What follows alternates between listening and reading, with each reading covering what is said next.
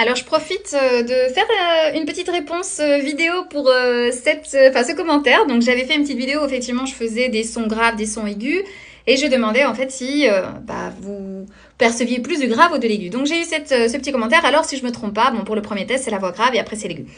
J'ai déjà répondu par écrit en fait à ce commentaire, mais ça me paraissait important et intéressant de faire cette petite vidéo. Pourquoi ?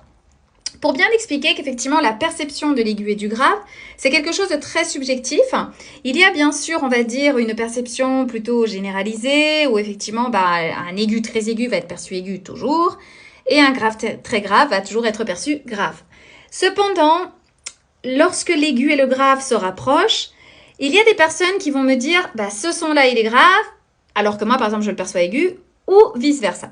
Donc du coup, tout ça pour vous dire que dans la perception également de la voix féminine et de la voix masculine, vous savez très bien qu'on ne se base pas uniquement sur le fait que la voix soit grave ou aiguë, mais ce genre de concept est hyper important parce qu'effectivement, ça ouvre votre propre perception, donc en ce qui concerne votre voix, la féminisation de votre voix ou la masculinisation, ou même la neutralisation, et ça vous permet aussi d'utiliser les sons ou les fréquences ou les notes d'une façon, on va dire, beaucoup plus libre.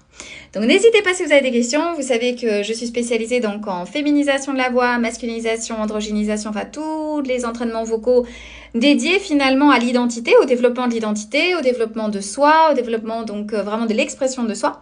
Si vous avez des questions, vous souhaitez entraîner votre voix avec moi, n'hésitez pas, je suis toujours là.